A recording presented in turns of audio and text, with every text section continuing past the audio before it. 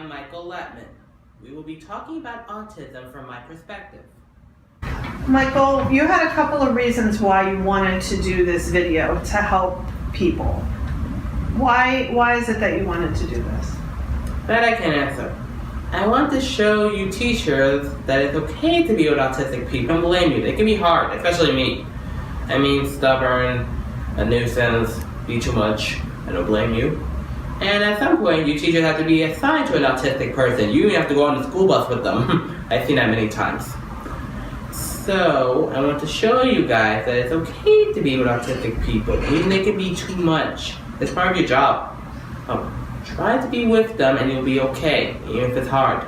I'm sure you can do it. Okay. So when I say the word autism, what does that mean to you? It means that everybody is different. There are some people out there who are smart, even autistic people can be smart, or general eds that can be a bit selfish, hate school. I don't like that. And lots of autistic people have some interest. I mean, they can't focus. They're inside their minds. They can't talk. They kept saying the word over and over. There's even one who had accidents over and over, even in the cafeteria. Sorry, I said that. But that's different. They have different personalities and they can have a hard time learning and they may be too much of an interruption in a classroom. Even me sometimes. But what I'm saying is when you're autistic, you're different than everybody else. Even your own personality. That's okay. It's okay to be autistic. Even if you don't know even though you don't know you're autistic, it's okay. Okay, so when you talk about autism, sometimes there are things that like bother you about having autism. What are some of the things that bother you about having autism? That I can answer. Here's how it goes. I have this thing called repeating habit. It's when I touch something over and over. If I touch that flower, it'll start, believe me. If I touch something over and over, I pick it up, put it down, pick it up, put it down, even a bottle cap. Or when I touch a door or a table, I kept doing this over and over and over. And even when I step, I kept doing it over and over. I don't know, I can't stop. I hate it. I want to do, and it's hard to do something once. And I like to do something once and stop, get it over with. How does it feel inside? Annoying. Yeah. Real annoying. And there are times that you do some other things that people might say are a sign of autism, like some of the things that you might do during lunch are good examples. So why don't you talk about that and what that feels like for you? Well, during lunchtime, at the right pace, go inside my head, be a bit crazy. I can be crazy like any autistic people. When you say, what do you mean by crazy? I go inside my head, which is my TV mind from hundreds and hundreds of cartoons that I watch, and they get recorded and downloaded into my brain permanently.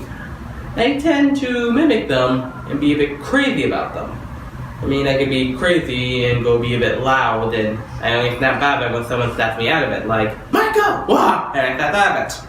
Well, how are you feeling inside? When during lunch sometimes you'll be going inside your head, as you say, and sometimes your arms will flail about. What are you feeling? Are you happy? Are you scared? How are you feeling? Happy, of course. I feel good inside. I was thinking about exciting parts inside my head that I'm thinking about.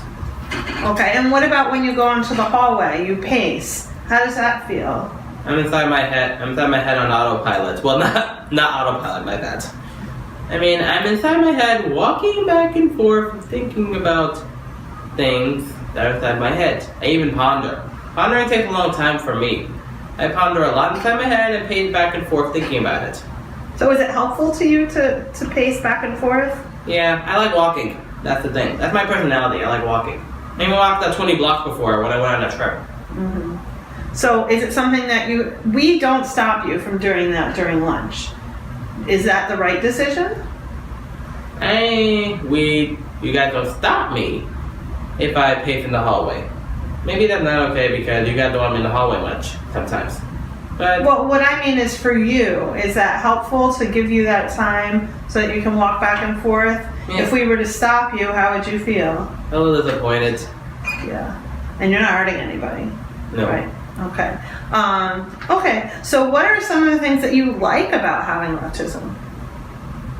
Well, I'm glad I'm not a smart, general ed type who hates school, who curses a lot, which is a cursing type. I hate cursing types. I mean, it's true adults like you can curse, but dirty people out there who curse a lot, I hate that. I would have become one if I didn't turn autistic. I would have hated school, I would have been in general ed, I would have been a cursing type, things I don't like. So, what are some things I've seen you improve a lot since you've been here in the 3 years that you've been with us?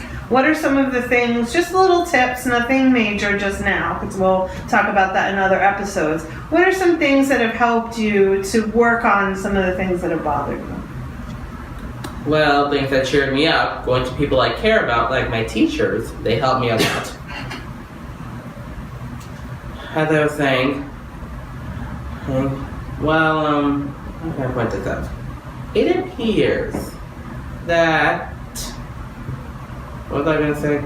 We were talking about what things have helped you in the time that you've been here to increase the skills that you've worked on. You know, to stop doing certain things. Oh yeah, there's one thing.